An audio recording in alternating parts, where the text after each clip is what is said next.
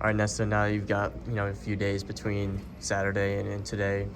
Have you moved past the game, or what were some of your takeaways from that outing? Definitely move past it. You can't let the same team beat you twice. Got to move on to the next task, which is USC. Mm-hmm. What have you seen from them offensively? Obviously, it's a very explosive offense, a lot of key playmakers. Definitely got some playmakers. They got playmakers on all levels. From that wide receiver, they got good quarterback, good couple running backs. A O-line that works very well cohesively together. So it's another task that we're ready for the challenge. How do you compare the ground attack of USC to what you saw at Utah last week? Two different squads, two very good offenses. Got to bring your A game. Obviously, given away the game plan, see anything on film that Oregon State was able to defensively take advantage of against USC?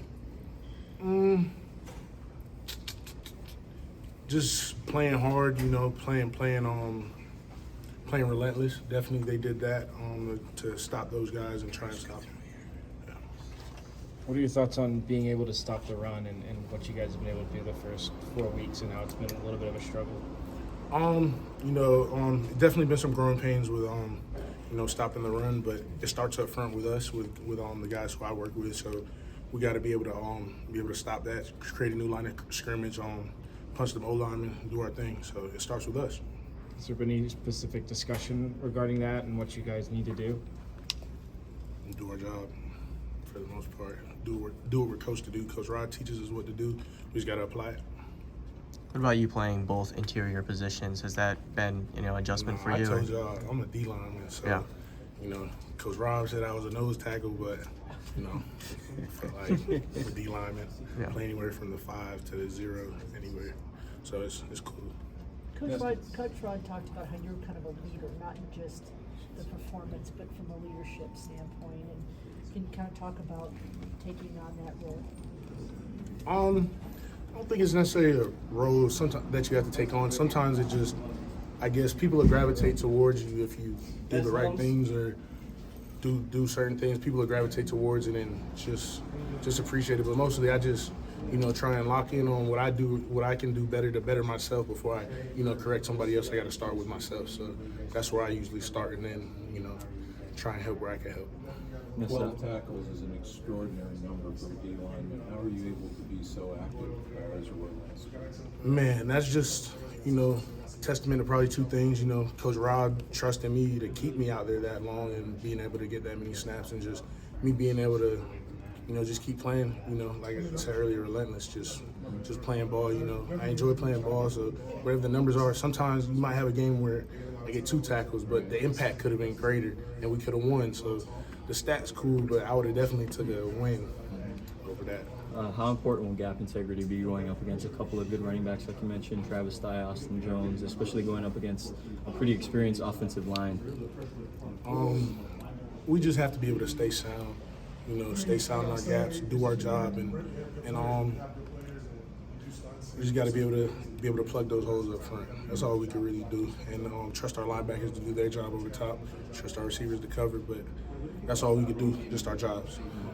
Have you talked to family back home, or is anybody in harm's way with the hurricane? To my knowledge, everybody's good. Talked to my mom this morning. Everybody's doing well. Appreciate you asking. Yeah. For sure. Because it sounded like the hurricane was going a little west of the Miami. Yeah. It missed us a little bit going up. Yeah. Good to hear. Yes, sir. Thank you. Was there anything that you've seen from USC's offensive line that maybe something they do well that you're looking at on the film? They do a lot of things well. It's a very good unit, but at the end of the day, we do a lot of things well too. So football's a matter of the game. Who's going to do the most things right? Because we all going to make mistakes. We may bust through, make a play. They may bust through a gap and have a good run. It's just who makes the least mistakes is who's going to win that game. Is there anything that you specifically honed in on the film that you've seen? I can't say I'm honed in on anything personally. I go out there and play my game. Everybody I feel like is nameless and faceless personally, but you got to respect your opponent. With Caleb Williams, how much he brings to the table. He's a dual threat guy, right? How much is sort of containing him in the pocket, not letting him get out, extend play is going to be to really help out their secondary, that's going up against all of those wide receivers? We definitely got to be sound in our rushes, stay in our rush lanes, know where we're supposed to be. know if we got to cover a guy, know if we got to be on that high shoulder, that low hip. We got to know where we got to be with a guy like that, because at any moment, if we're the contain guy and we slip up and go underneath, that's a quarterback who could scramble out and go make a big play with his feet. You know, we don't want that. So we got to be able to be sound and have integrity in what we're doing out there. Where do you guys, like as a group, where do you think everyone's at with that? Is everyone on the same page in terms of, because obviously you want to make plays, right? But at the same time, you want to balance that in as well. The job comes first before making plays. Making plays comes second. You got to be able to do your job, because you go out there trying to make plays and now you effing up the next guy. You know, so you got to be able to do your job before you out there and make plays. Good luck to you.